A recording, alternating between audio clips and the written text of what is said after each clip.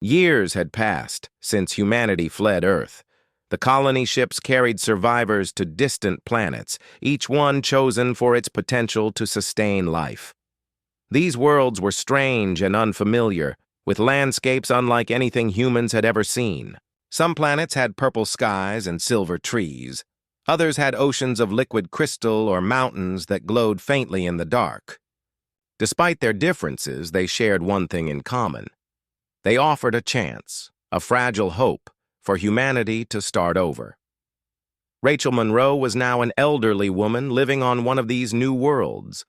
Her hair had turned white, her hands were lined with age, but her mind remained sharp. She spent her days writing letters to future generations, chronicling the events that led to humanity's exodus from Earth. Each letter began the same way. To those who come after us. She wrote about the mistakes made by leaders like Daniel Carter and Christopher Hale, the sacrifices made by ordinary people like Samuel Hayes, and the resilience shown by survivors like Emily Dawson and Jack. Rachel believed it was important for humanity to remember where it came from, not just the beauty of Earth, but also the flaws that had destroyed it. "We must learn," she often said aloud, even when no one was around to hear her.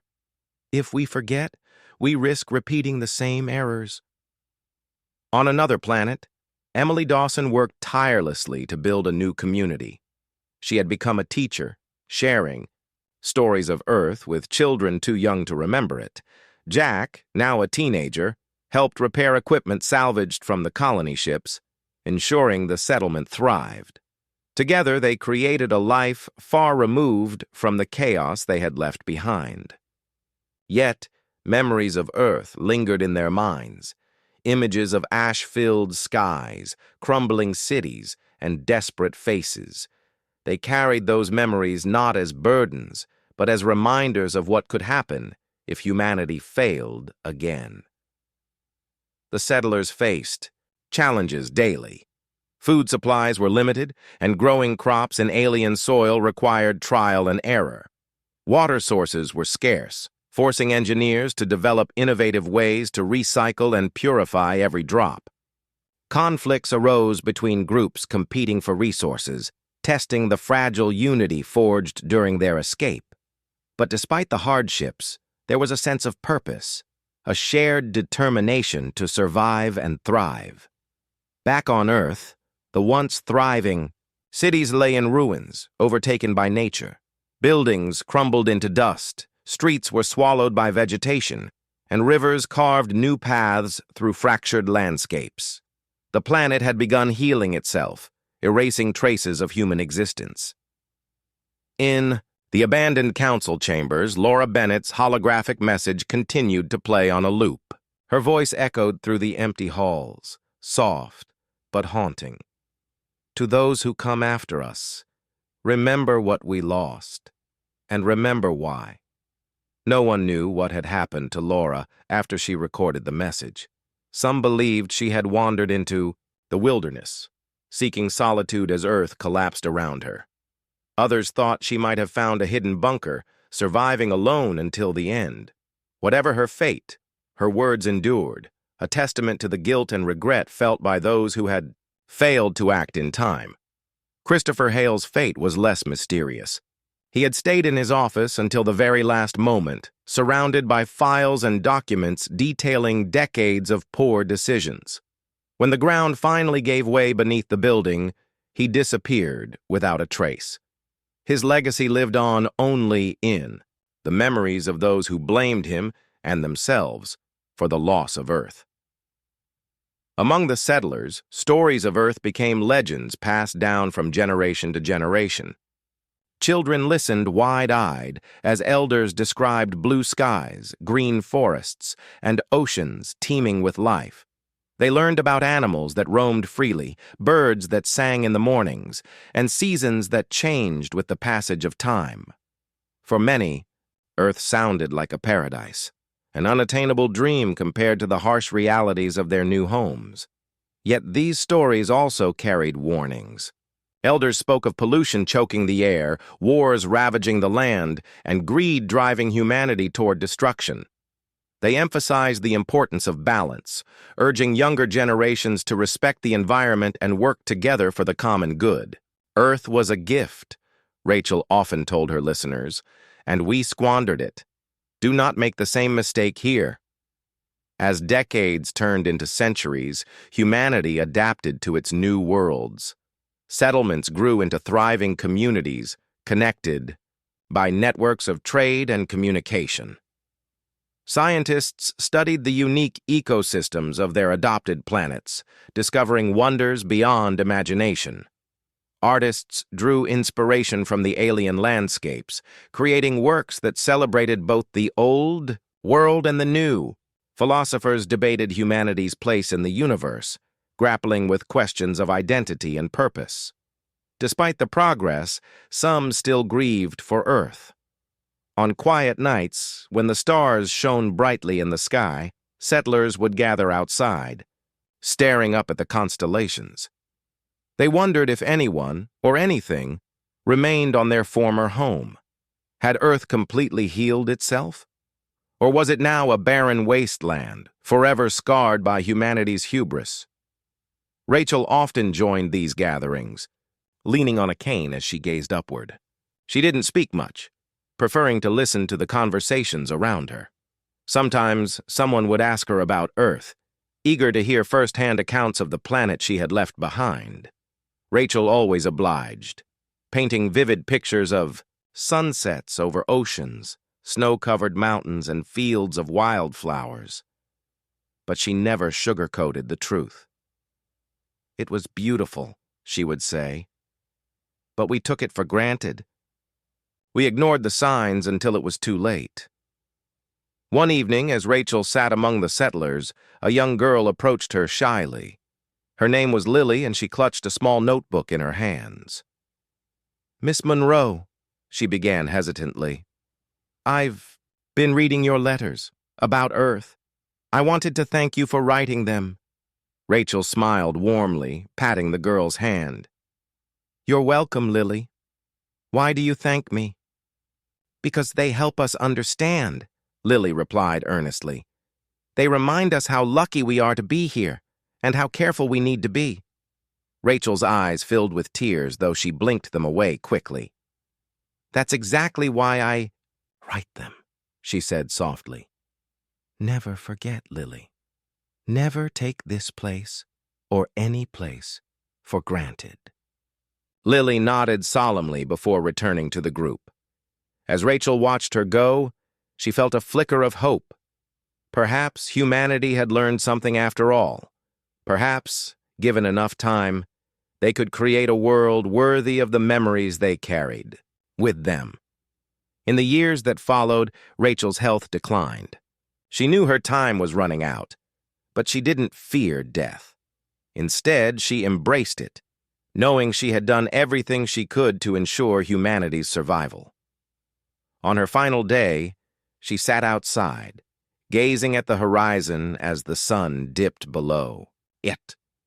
The sky turned shades of orange and pink, reminding her of Earth's sunsets. She closed her eyes, letting the colors wash over her. When Rachel passed away, the entire settlement mourned her loss. They buried her near the edge of the forest, marking her grave with a simple stone engraved with 3 words. She remembered Earth. It was a fitting tribute to a woman who had dedicated her life to preserving the memory of a planet long gone. Centuries later, humanity flourished across dozens of worlds. Each colony developed its own culture, language, and traditions. Yet they remained united by a shared history. Stories of Earth became part of their collective identity, passed down from parent to child, teacher to student, elder to youth. These tales served as both a celebration of humanity's past and a cautionary tale for its future. On one such world, a young boy named Alex stood atop a hill, staring at the stars. His grandmother had taught him about Earth, describing it as a place of wonder and tragedy. Alex often dreamed of visiting it someday, though he knew it was impossible. Still, he liked to imagine what it might have been like. The sound of waves crashing against a shore, the smell of fresh rain, the feeling of grass beneath his feet. "Do you think we'll ever go back?" Alex asked his father, who stood beside him. His father shook his head. "Probably not. Earth is gone. But its spirit lives on, in us, in our actions, in the choices we make every day." Alex nodded thoughtfully, turning his gaze back to the stars. Somewhere out there, light years away, Earth existed as little more than a memory. But in Alex's heart, it burned brightly, a reminder of where humanity had come from and a guide for where it hoped to go. Farther still, in the silent emptiness of space, the colony ships drifted aimlessly, relics of a desperate escape. Their engines had long since fallen silent, their hulls battered by cosmic debris. Yet inside, recordings played on loops, messages from leaders, scientists, and ordinary citizens speaking of hope, courage, and regret. These voices traveled endlessly through the void, carrying fragments of humanity's story to corners of the universe untouched by human hands. And so, humanity pressed onward, carrying the weight of its past into an uncertain future. Earth was gone, but its lessons endured, a legacy written in the stars. The day of departure arrived sooner than anyone expected. Earth's condition had deteriorated faster than even the most dire predictions. The ground shook constantly now, as if the planet itself were groaning in pain. Rivers of molten rock burst through cracks in the surface, swallowing entire towns and cities. Ash filled the air, darkening the skies and choking out sunlight. Humanity's home was dying, and there was nothing left to save. At the launch site, thousands of people gathered, their faces etched with desperation and hope. Some clung to loved ones, while others stood alone, their eyes fixed on the massive colony ships towering above them. These vessels, monuments to human ingenuity and resilience, were humanity's only lifeline. Each ship was capable of carrying thousands of passengers, along with supplies and equipment needed to start anew on distant planets. But there weren't enough ships for everyone. Rachel Monroe walked among the crowds, her heart heavy with the weight of impossible choices. She had spent years preparing for this moment, yet nothing could have prepared her for the raw emotion she saw around her. Parents begged for spots on the ships for their children. Elderly individuals offered to stay behind so younger generations could escape. Arguments broke out, tempers flared, and tears flowed freely. Rachel tried to remain calm, but the enormity of the situation threatened to overwhelm her. Nearby, Emily. Dawson held tightly to her younger brother Jack's hand. They had made it this far, but their journey wasn't over yet. Though they had found refuge inside the Project Haven facility, securing a place on one of the ships was another challenge entirely. Emily scanned the crowd anxiously, searching for any sign that their names might be called. Jack tugged at her sleeve, his voice trembling. "Do you think we'll get on?" "I don't know," Emily admitted, forcing a smile. "But we've come this far. We can't give up now." As the hours passed, the tension grew unbearable. Names were read aloud over loudspeakers. Each announcement met with cheers from those chosen and cries from those left behind. Families were torn apart, friendships shattered, and dreams crushed under the weight of reality. It was chaos, but controlled chaos, carefully orchestrated by Rachel and her team to ensure fairness. When Emily heard her name called, relief washed over her like a tidal wave. She grabbed Jack's hand and rushed toward the boarding ramp, tears streaming down her face.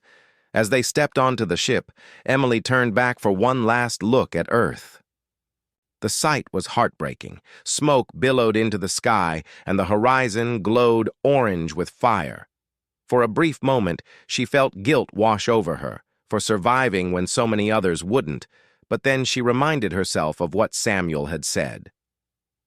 We gave them a chance. Inside the council chambers, Laura Bennett stared out the window, unable to watch the exodus unfold.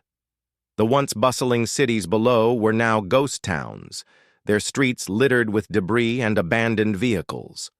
Fires raged unchecked, consuming everything in their path. It was a scene straight out of a nightmare, one Laura had tried desperately to prevent. Beside her, Christopher Hale sat slumped in his chair, his expression blank. He hadn't spoken much since the riots outside the facility weeks earlier. Now, as humanity fled its crumbling home, he seemed lost in thought. "They're leaving," Laura said softly, breaking the silence. Her voice was hollow, devoid of emotion. "After everything we did, or didn't do, they're leaving." Christopher nodded slowly. "It's for the best. There's nothing left here for them." "Is that supposed to make me feel better?" Laura snapped, turning to face him. "This is our fault, Christopher. All of it. If we had acted sooner, maybe things would have been different." "What's done is done," Christopher replied, his tone resigned. "We can't change the past. All we can do now is hope they find a better future somewhere else." Laura shook her head, her anger boiling over. "Hope isn't enough. Not anymore. Billions of lives are being lost because we failed them. Because you failed them." Christopher didn't respond. He simply stared at the floor, his guilt too heavy to deny. For all his talk of maintaining order, he knew deep down that he had been complicit in the destruction of humanity's greatest achievement, Earth. Back at the launch site, Samuel Hayes stood near the control panel, overseeing the final preparations. His body ached from weeks of non-stop work, but he refused to rest until every ship was safely launched. Around him, workers scrambled to complete last-minute checks, their movements frantic but purposeful. The air buzzed with anticipation and fear. Everyone knew the stakes. If something went wrong, it wouldn't just mean failure, it would mean death. As the engines roared to life, Samuel glanced at Rachel, who stood nearby. She looked exhausted but determined, her eyes shining with unshed tears. "You ready for this?" he asked, his voice barely audible over the noise. "As ready as I'll ever be," Rachel replied, managing a weak smile. "Let's get these people to safety." One by one, the ships ascended into the sky, their hulls gleaming against the ash-filled clouds. The ground trembled violently beneath their feet, a reminder of how little time remained. Passengers aboard the ships pressed their faces against the windows, watching as Earth grew smaller and smaller. Some cried silently, mourning the loss of their home. Others held hands, drawing strength from one another as they ventured into the unknown. Among the passengers, Emily sat beside Jack, holding him close. "We're going to be okay," she whispered, though she wasn't sure she believed it herself. Outside the window, Earth faded into darkness, replaced by the vast expanse of space. Stars twinkled faintly, offering a glimpse of the universe waiting beyond. As the last ship disappeared into the void, Rachel and Samuel returned to the facility. The emptiness was palpable. What had once been a hive of activity was now eerily quiet. Workers packed up tools and equipment, preparing to evacuate themselves. There was no point staying behind. Earth's fate was sealed. Samuel leaned against a wall, closing his eyes for a moment. "We did everything we could," he said quietly. "That has to count for something." "It does," Rachel agreed, though her voice wavered. "But it doesn't erase what happened. So many people. They didn't make it." "No," Samuel admitted. "But maybe someday, somewhere, their descendants will remember them. That's all we can hope for." Days turned into weeks, and the facility fell silent. The remaining members of the Global Oversight Committee disbanded, retreating to whatever safe havens they could find. Laura wandered aimlessly through the ruins of the city, haunted by memories of what could have been. Christopher stayed locked in his office, staring at the walls as if searching for answers that would never come. On distant planets, humanity began building new lives. Refugees worked together to establish settlements, using knowledge passed down from Earth's scientists and engineers. Among them was Emily, who dedicated herself to teaching Jack about their history, the good and the bad. She wanted him to understand where they came from, even if it meant facing painful truths. Years later, Rachel sat alone in a small cabin on one of the colony worlds. Her hair was streaked with gray, her hands wrinkled with age. She often thought about Earth, wondering if anyone remembered it the way she did. On nights when sleep eluded her, she wrote letters to future generations, sharing stories of courage, sacrifice, and regret. She hoped they would learn from humanity's mistakes and carry the lessons forward. In the abandoned council chambers on Earth, a holographic recording played on a loop. It was Laura's final message, recorded shortly before she vanished into the wilderness. Her voice echoed through the empty halls, soft but resolute. To those who come after us, remember what we lost, and remember why. The screen flickered and went dark, leaving only the faint hum of machinery long since powered down.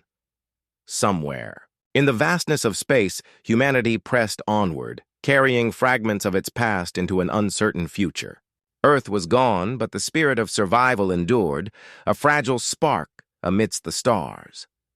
The colony ships were nearing completion, but the pressure was mounting. Every day brought new challenges, equipment failures, shortages of critical materials, and the constant threat of sabotage.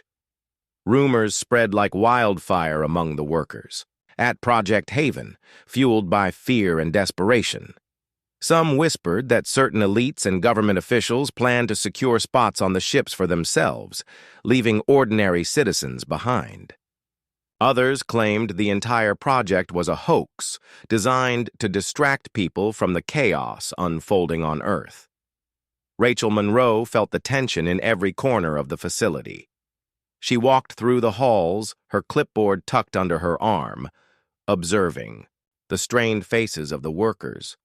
They were exhausted, both physically and emotionally, yet they refused to give up. Samuel Hayes stood near the main control panel, his hands covered in grease as he worked on a malfunctioning circuit. His face was drawn, but his focus never wavered. "Any progress?" Rachel asked, stopping beside him. Samuel glanced up briefly before returning to his task. "It's slow, but we're getting there. This system has been giving us trouble for days." Rachel sighed, running a hand through her hair. "We don't have days, Samuel. If we don't get these ships operational soon, it won't matter how much work we've done." He nodded grimly. "I know. We're pushing as hard as we can." As they spoke, voices rose from the far end of the hall. A group of workers had gathered around a bulletin board, arguing loudly. Rachel hurried over, her heart sinking as she realized what had sparked the commotion. Someone had posted a list, names of individuals supposedly guaranteed spots on the first ship. The names included politicians, corporate executives, and high-ranking military officers. None of them were scientists, engineers, or ordinary workers. "This is wrong," one man shouted, slamming his fist against the wall. "They're taking our places. What about us? What about our families?" "They don't care about us," another worker muttered bitterly. "We've been busting our backs for months, and now they're just going to walk on board like nothing happened?" Rachel stepped forward, raising her hands to quiet the crowd. "Listen to me," she said firmly. "This isn't official. Whoever made this list doesn't speak for Project Haven. Our priority is saving as many people as possible, not rewarding privilege." Her words did little to calm the anger simmering in the room. One woman stepped closer, her eyes blazing. "Then why are their names here? How do we know you're not lying to us?" Before Rachel could respond, Daniel Carter appeared at the edge of the crowd. He looked pale and uneasy, clearly uncomfortable being confronted by the very people he represented. "Dr. Monroe," he began hesitantly. "Can I speak with you privately?" Rachel hesitated, then nodded. "Fine, but this conversation isn't over." She turned back to the workers. "I promise you, we're doing everything we can to make sure this process is fair. Trust me." As she followed Daniel into a nearby office, murmurs rippled through the crowd. Some believed her, others remained skeptical. Samuel watched silently from the sidelines, his jaw tightening. He had always known corruption would rear its head eventually, but seeing it unfold firsthand left a bitter taste in his mouth. Inside, the office. Daniel closed the door and leaned against it, his expression troubled. "Rachel, I need to explain something," he said quietly. "You think?" Rachel snapped, crossing her arms. "Do you realize how dangerous this is? People are already scared enough without thinking they've been betrayed." "I didn't put those names there," Daniel insisted. "But some members of the council did approach me about securing spots for themselves and their families." "And you agreed?" Rachel demanded, her voice rising. "No. Well, not exactly," Daniel stammered, avoiding her gaze. "Look, I thought if I cooperated, I could protect more people, maybe negotiate for additional slots." Rachel stared at him, disbelief etched across her face. "You jeopardized everything for what? So a handful of powerful people could save themselves while the rest of us suffer?" "It wasn't supposed to be like this," Daniel muttered weakly. "I thought I was doing the right thing." "Well, you weren't," Rachel said sharply. "If word gets out that you're playing favorites, it'll destroy morale. Worse, it could lead to violence. Is that what you want?" Daniel shook his head, guilt weighing heavily on his shoulders. "No, of course not. What do you suggest I do?" "For starters, stay away from here," Rachel replied coldly. "Let me handle things. And if anyone asks, deny any involvement with that list. Got it?" Daniel nodded reluctantly. As he left the office, Rachel sank into a chair, rubbing her temples. She knew she couldn't afford to let emotions cloud her judgment, but the betrayal stung deeply. The council had failed humanity once again, and now it threatened to undermine the one chance they had left. Back in the main hall, Samuel called together a small group of trusted colleagues. Among them were technicians, engineers, and logistics specialists, all key players in the operation of the colony ships. "We can't trust the council," he told them bluntly. "If we wait for them to decide who gets on these ships, half of us will be dead before we even launch." "What are you suggesting?" asked one of the technicians, a young woman named Maria. "We prioritize civilians," Samuel said firmly. "Families, children, essential workers, people who actually contribute to society, not politicians or CEOs. The group exchanged uneasy glances. It was a bold move, one that could land them in serious trouble, but none of them disagreed. They had seen the devastation outside the facility, heard the cries of those left behind. They couldn't stand idly by while the privileged saved themselves. Over the next few days, tensions escalated. Armed guards arrived at the facility, sent by the council to maintain order, or so they claimed. In reality, their presence only heightened suspicion among the workers. Late one night, a group of guards attempted to storm the control room, demanding access to the ship's manifest. Samuel stood in their way, refusing to budge. "You're not getting in," he said firmly, blocking the entrance. Behind him, Rachel and several other workers prepared to defend the room. One of the guards raised his weapon threateningly. "Step aside, or we'll use force." Samuel didn't flinch. "Go ahead, but if you hurt us, you'll never get those. Ships off the ground, is that what your bosses want?" For a moment, no one moved.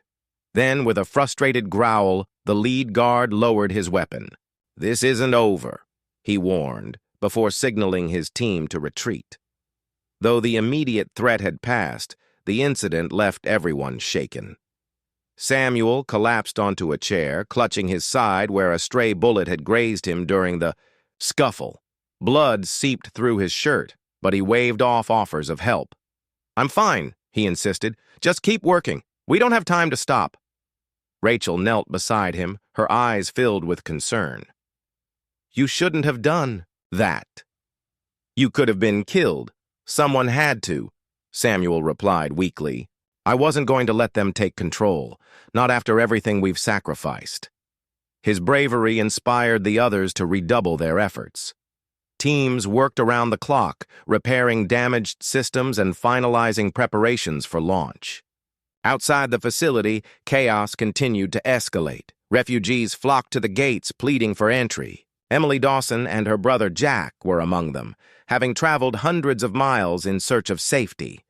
When they reached the facility, they found it surrounded by armed guards and desperate crowds. Emily pushed through the throng, holding Jack's hand tightly. Please, she begged a guard stationed at the gate. We just need a chance, that's all. The guard shook his head apologetically. I'm sorry, there's nothing I can do. Tears welled up in Emily's eyes, but she refused to give up. Spotting a side entrance partially hidden by shadows, she pulled Jack toward it. Come on, she whispered. We'll find another way. Inside the facility, Rachel noticed movement near the restricted area. She approached cautiously, ready to confront whoever had breached security. To her surprise, she found Emily and Jack huddled against the wall, dirty and frightened but determined. Who are you? Rachel asked, her tone firm but not unkind. My name's Emily, the young woman replied. This is my brother Jack. We came here because we heard about the ships. Please, you have to let us stay. Rachel studied them for a moment, then nodded. Follow me. She led them to a makeshift shelter set up for refugees within the facility. Though resources were stretched thin, Rachel couldn't turn them away. As she walked back to the control room, she realized that decisions like these would define their legacy, not the lists created by corrupt officials, but the choices made by ordinary people trying to do what was right. Days turned into weeks, and the ships grew closer to readiness. Samuel's injury healed slowly, but he refused to slow down. He spent long hours supervising repairs, ensuring every detail was perfect. On the eve of the first launch, he stood beside Rachel, gazing at the massive vessel looming above them.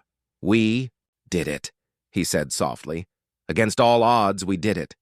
Rachel smiled faintly, though sadness lingered in her eyes. Not quite yet. There's still so much we couldn't fix. Samuel placed a hand on her shoulder. Maybe not, but we gave them a chance. That's more than most people ever get. As dawn broke over the horizon, the countdown began. Workers scrambled to finalize last-minute checks, while passengers filed aboard nervously. Emily and Jack stood near the boarding ramp, clutching each other tightly. For the first time in months, hope flickered in their hearts.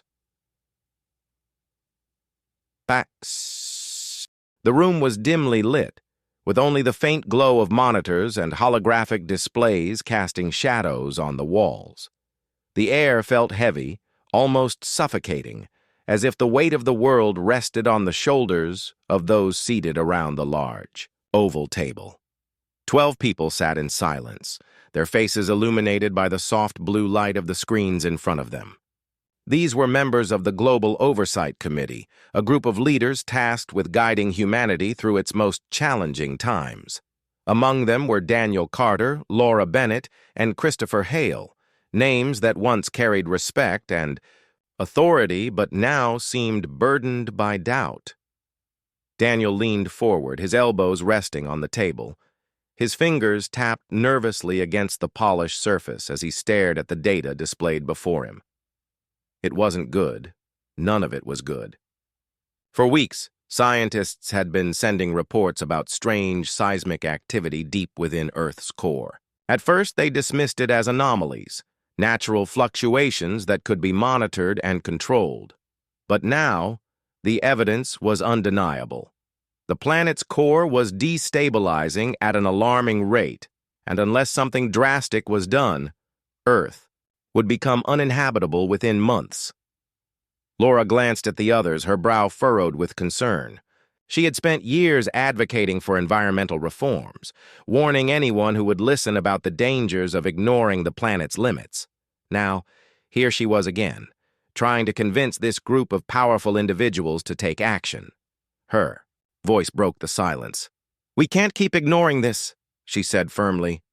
"If we don't act now, there won't be a future for any of us."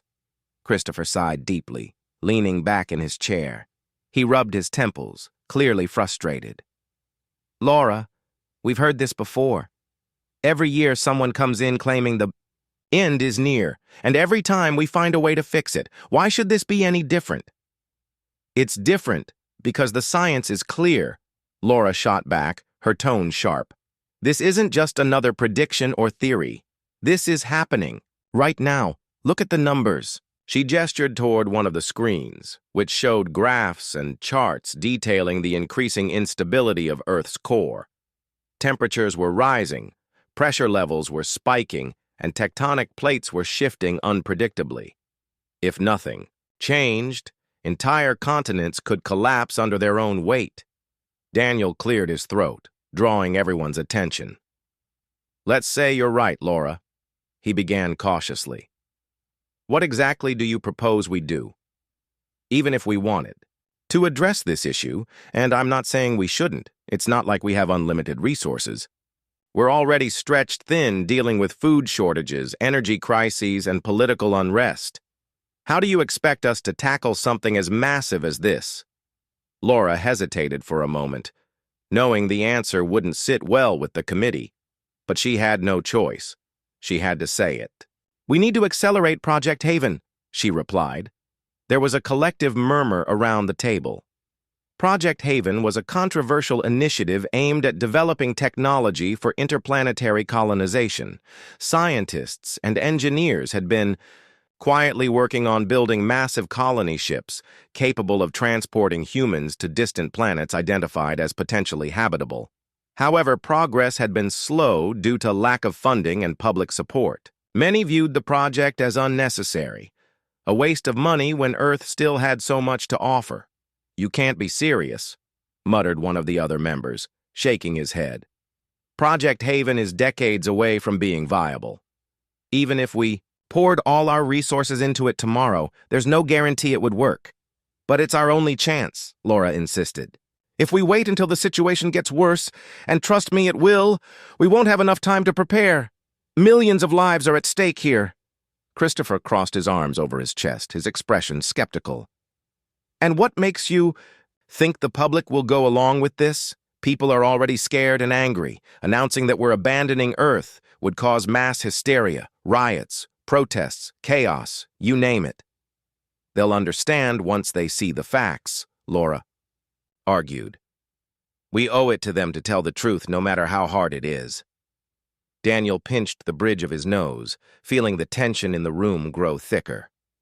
He knew Laura was right, but he also understood the practical challenges.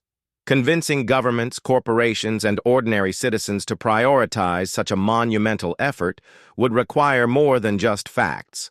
It would demand leadership, unity, and sacrifice, all things that seemed sorely lacking these days.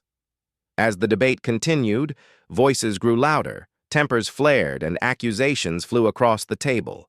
Some argued that focusing on Project Haven would divert critical resources needed to stabilize Earth's current conditions. Others claimed it was too risky to gamble everything on an unproven plan.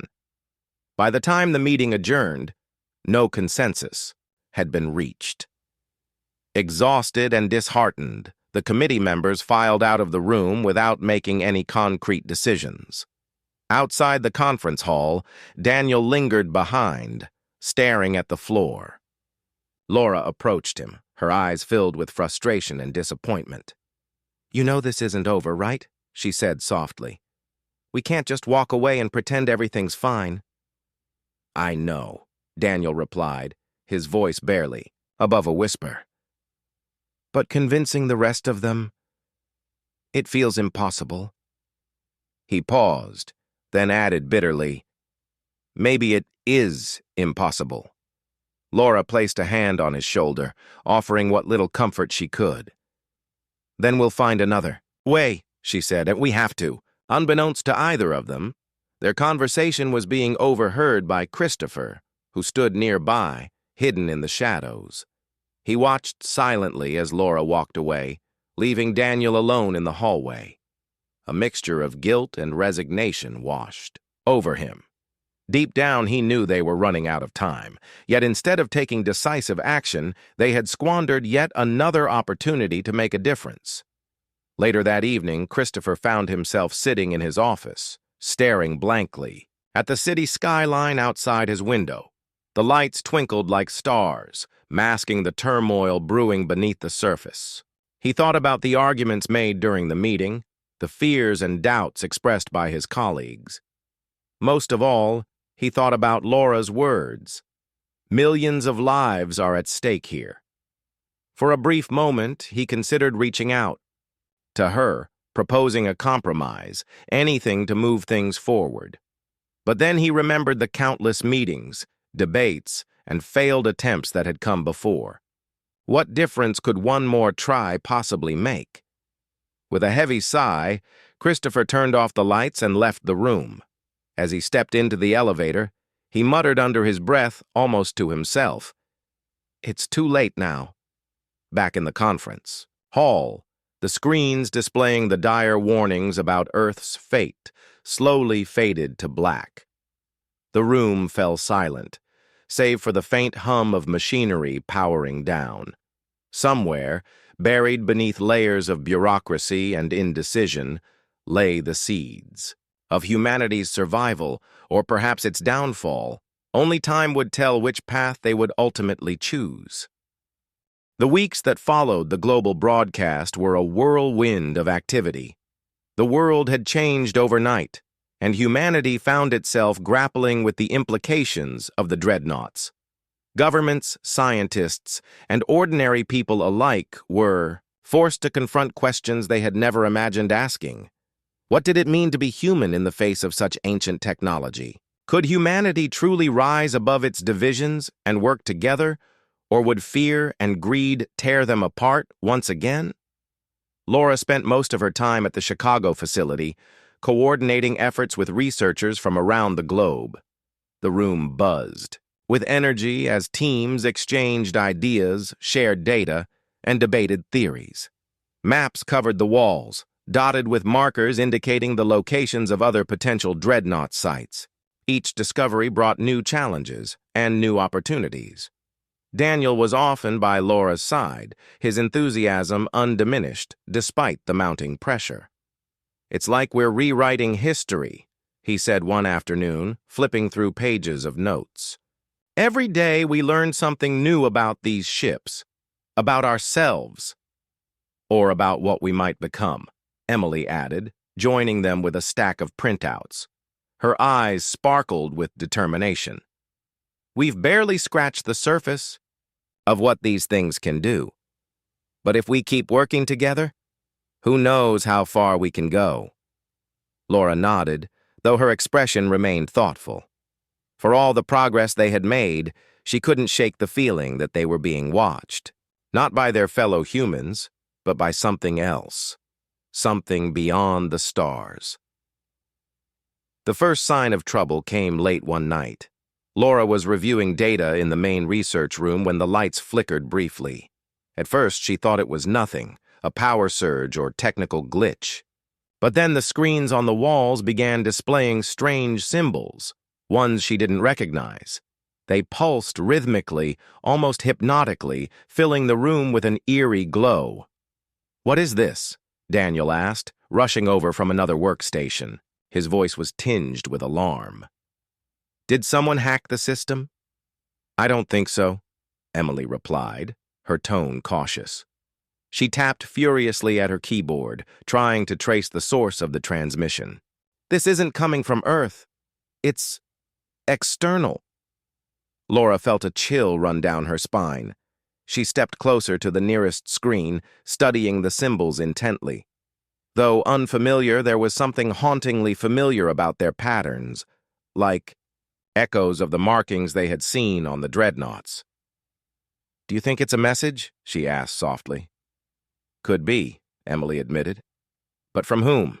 Before anyone could answer, the symbols vanished, replaced by a single image, a swirling vortex of light surrounded by jagged shapes that resembled spacecraft. The image hovered silently for a moment before dissolving into static. Then, just as suddenly as it had appeared, the transmission ended. The room fell silent. Laura exchanged uneasy glances with Daniel and Emily. Whatever they had just witnessed, it wasn't random. Someone, or something, was reaching out. News of the transmission spread quickly, drawing attention from military officials and world leaders. Richard Hayes arrived at the facility early the next morning, his face pale but resolute. "We need answers," he said without preamble. "Who sent that signal? And why now?" "We don't know," Laura replied honestly. "But it's clear. They've been monitoring us, maybe even waiting for us to uncover the dreadnoughts." Hayes frowned, pacing back and forth. "If they're hostile, we're not ready for a fight. These ships may be advanced, but we still don't understand half of what they can do." "That's why we need more time," Laura insisted. "To study them, to prepare. Rushing into anything could make things worse." Hayes hesitated, clearly torn between caution and urgency. Finally, he nodded. "Fine, but we step up security. No risks." As he left the room, Laura turned to her colleagues. "We need to figure out what that message meant. If it's a warning, we have to listen." Over the next few days, the team worked tirelessly to decode the transmission. Daniel pored over the symbols, comparing them to the ones they had studied before. Emily ran simulations, testing various scenarios to see how the dreadnoughts might respond to external signals. Laura coordinated with international teams, gathering insights from experts in fields ranging from linguistics to astrophysics. Their breakthrough came unexpectedly. Late one evening, while analyzing fragments of the transmission, Daniel noticed a pattern embedded within the symbols. "These aren't just random shapes," he said excitedly. "They're coordinates." "Coordinates for what?" Laura asked, leaning over his shoulder. "I'm not sure yet," Daniel admitted, "but they point to a location outside our solar system." Emily joined them, her brow furrowed. "You think it's telling us where to go?" "Maybe," Laura replied slowly. "Or maybe it's showing us where they are." The realization hit them all at once. The transmission wasn't just a message, it was an invitation, or perhaps a challenge. The decision to act on the coordinates divided the team. Some argued that pursuing the signal was too dangerous, especially given how little they understood about the dreadnoughts. Others believed it was their only chance to learn more about the beings behind the message, and to prepare for whatever might come next. In the end, it was Captain Joseph Lane who tipped the scales. "If we ignore this," he said during a tense meeting, "we'll always wonder what we missed. And if those beings are watching us, ignoring them might be seen as a threat. We need to show them we're willing to engage." His words carried weight, and after much deliberation, the team agreed to proceed. Preparations began immediately, with engineers and technicians working around the clock to ensure the Nevada dreadnought was ready for interstellar travel. Laura, Daniel, and Emily stayed close to the project, overseeing every detail. As the launch date approached, Laura found herself reflecting on everything that had led them to this moment. The discovery in the desert, the battles fought to protect the ship, the global awakening sparked by their broadcast, all of it had brought humanity to the brink of something extraordinary. And yet, the uncertainty weighed heavily on her mind. On the eve of the journey, she stood alone in the cavern, gazing up at the massive vessel. Its metallic surface gleamed faintly in the artificial light, and the hum of its systems filled the air. She placed a hand on its cool surface, feeling a strange sense of connection. "Are we doing the right thing?" she whispered, more to herself than anyone else. A voice behind her startled her. It was Daniel, holding 2 cups of coffee. He handed one to her with a small smile. "There's no way to know for sure," he said. "But if we don't try, we'll never find out." Laura took a sip of the coffee, savoring its warmth. "I guess that's all any of us can do," she replied. "Try." The next morning, the cavern was alive with activity. Soldiers, scientists, and engineers bustled about, making final checks and adjustments. Laura, Daniel, and Emily boarded the dreadnought alongside a small crew handpicked for the mission.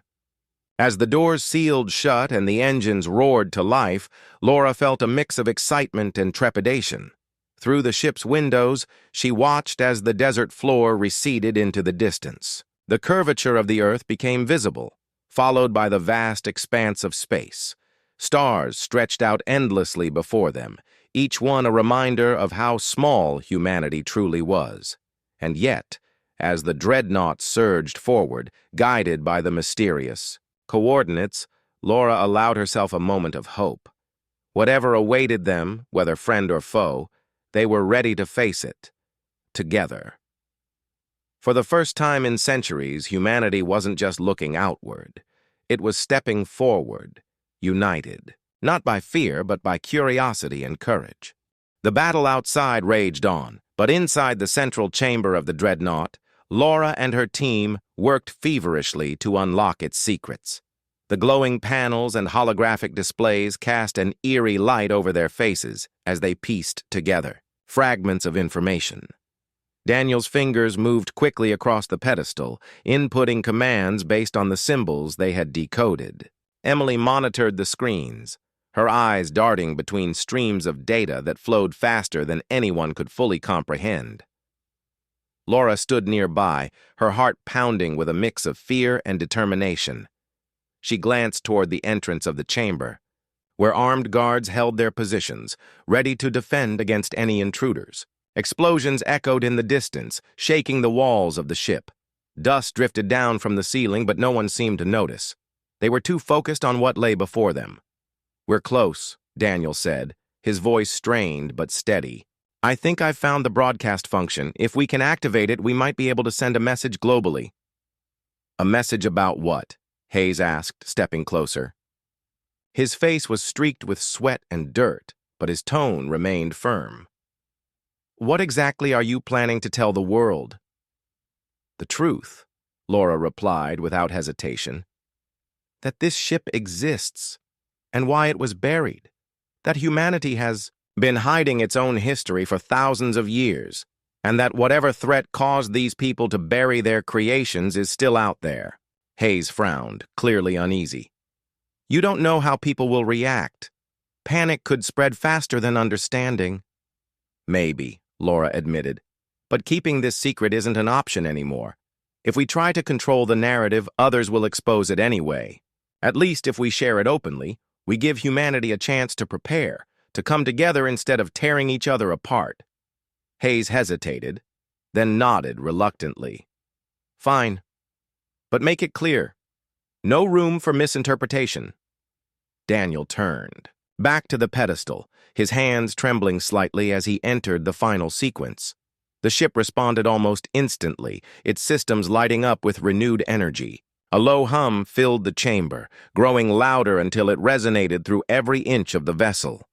On the central display, a holographic image of Earth appeared, surrounded by swirling patterns of light. "It's working," Emily whispered, her voice filled with awe. "The signal is being transmitted." Outside, the fighting intensified. Foreign operatives had breached the perimeter, their movements swift and calculated. Soldiers clashed in the desert sands, exchanging fire under the dim glow of moonlight. Captain Joseph Lane, who had been stationed near the entrance to the cavern, found himself torn between duty and morality. He had followed orders all his life, never questioning the decisions handed down from above. But now, standing amidst the chaos, he couldn't ignore the weight of what was happening. He watched as his fellow soldiers fought to protect the dreadnought, their actions driven by fear of what might happen if the wrong people gained control of it. Yet deep down, he knew that secrecy would only lead to more conflict. Humanity needed answers, not weapons or power plays, but unity. And if sharing the truth could bring that, then perhaps it was worth the risk. Summoning his courage, Lane approached Hayes, who was coordinating the defense effort. "Sir," he said, his voice calm but resolute. "We can't keep this hidden, not anymore. If we do, it'll destroy us." Hayes stared at him, his expression unreadable. "What are you suggesting?" "I'm suggesting we let Dr. Bennett finish what she started," Lane replied. "Let her broadcast the message. It's the only way to stop this madness." For a moment, Hayes didn't respond.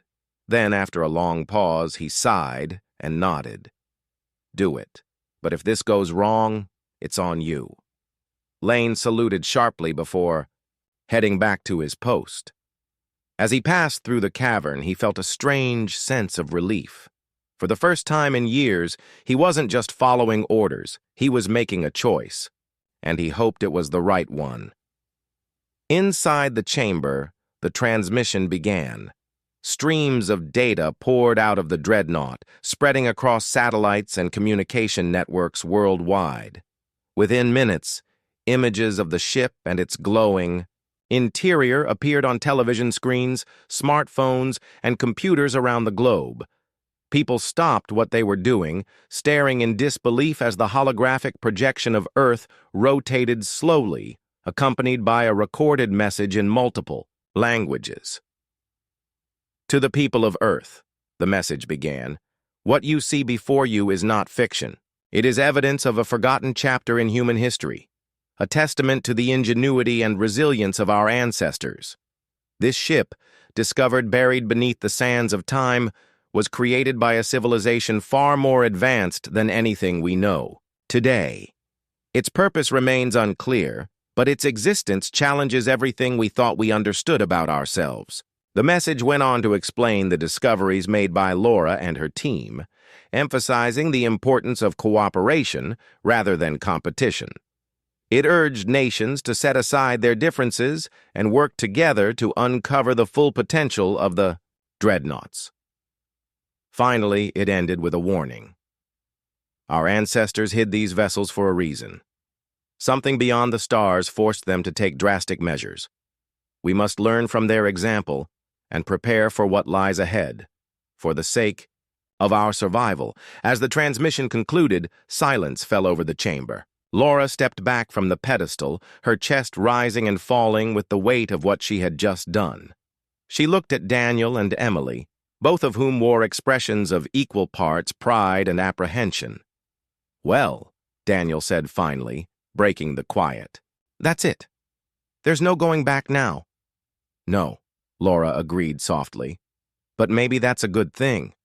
The response came swiftly. Around the world, reactions varied wildly. Some celebrated the discovery, seeing it as proof of humanity's limitless potential. Others panicked, fearing the implications of such advanced technology falling into the wrong hands. Governments scrambled to address the situation, issuing statements and convening emergency meetings. Social media erupted with theories and debates, while scientists and historians clamored for access to the artifacts. Back in the Nevada desert, Richard Hayes stood at the edge of the dig site, watching as news helicopters circled overhead. Reporters shouted questions at him, but he ignored them, his mind racing. For decades, he had dedicated his life to protecting secrets he believed were necessary for maintaining order.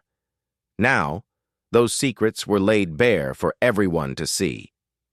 "You did the right thing," Lane said, approaching him cautiously, "even if it doesn't feel like it right now." Hayes shook his head. "I hope so. Because if this blows up in our faces, there's no telling what happens next." Lane placed a hand on his shoulder. "If it does, at least we'll face it together. That's what Dr. Bennett wanted, isn't it? Unity?" Hayes didn't answer, but the faintest hint of a smile crossed his lips. In the days that followed, the world began to change. Nations that had once been at odds reached out to one another, forming alliances to study the dreadnoughts. Scientists from every corner of the globe collaborated, sharing knowledge and resources in ways previously unimaginable. Laura, Daniel, and Emily became household names, hailed as pioneers of a new era in human history. Yet amidst the optimism, there was also caution. The warning embedded in the ancient builder's message lingered in the minds of many. What exactly had driven them to bury their creations? And what awaited humanity beyond the stars? One evening, as the sun dipped below the horizon, Laura stood atop a ridge overlooking the desert. The dreadnought loomed in the distance, its metallic surface shimmering faintly in the fading light. She felt a mixture of pride and uncertainty, knowing that the journey was far from over. "What happens now?" Daniel asked, joining her. "We wait," Laura replied, "and we prepare. Whatever comes next, we'll face it together." As the first stars appeared in the night sky, Laura allowed herself a moment of hope. Humanity had always been defined by its ability to adapt and overcome. With the wisdom of the past guiding them, perhaps they could rise to meet whatever challenges lay ahead, not as individuals but as one united species.